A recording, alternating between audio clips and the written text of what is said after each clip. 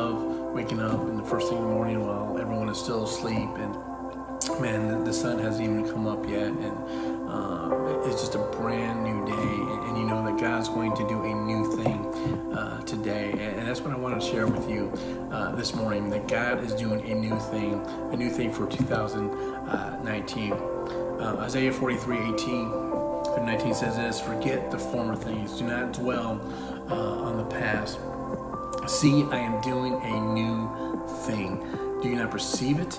I am making a way in the wilderness and streams in the wasteland." Man, right now I think sometimes there's areas in our lives where we're dissatisfied, we have no joy, or we have already experienced some failures and some setbacks. But I like this in chapter 43, the Israelites are already, at this point, they're being held captive in Babylon, and they're at their lowest point. Not only are they discouraged, man, but they are fully defeated. Not only defeated, but deflated and just depressed. You know, have you been there? Have you been like that, where you just feel defeated and depressed, and you just feel like you have no hope? At this point, man, when they're at their low point, God sends a word through the prophet Isaiah. He sends a message because God knows that His people need some reassurance.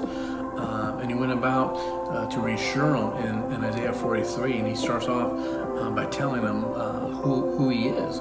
Because in verse 1, He tells them that He is the Creator. He is the one that has made them out of nothing. In verse 3, He tells them that He is their Lord, that He is the one that loves them, and that they are precious in His sight.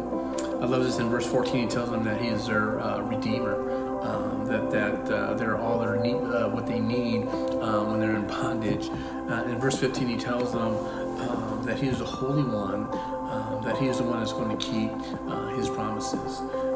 And I like this, even goes even more, where in 16 to 17, God tells them about the great things that He's done for their forefathers.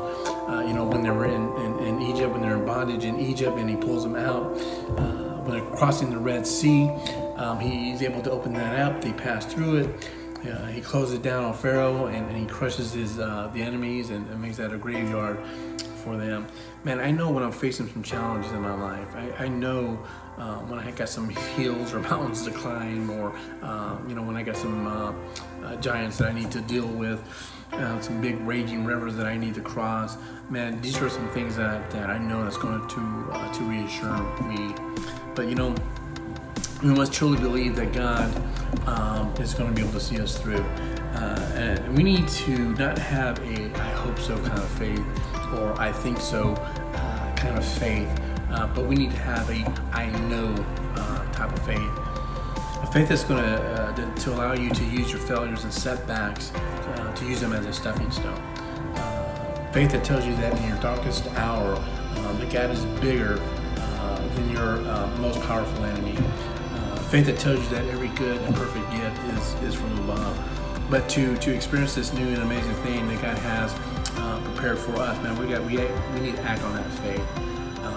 And in order to do that, I think the Lord requires us that we must first change our thinking. Romans 12:2 says this. It says to be transformed by the renewing of our mind, that you will be able to test and approve what God's will is good and pleasing, perfect will. Some of our thoughts, our thinking patterns, the way we look at things, I know that can cause problems and cause trouble in our lives.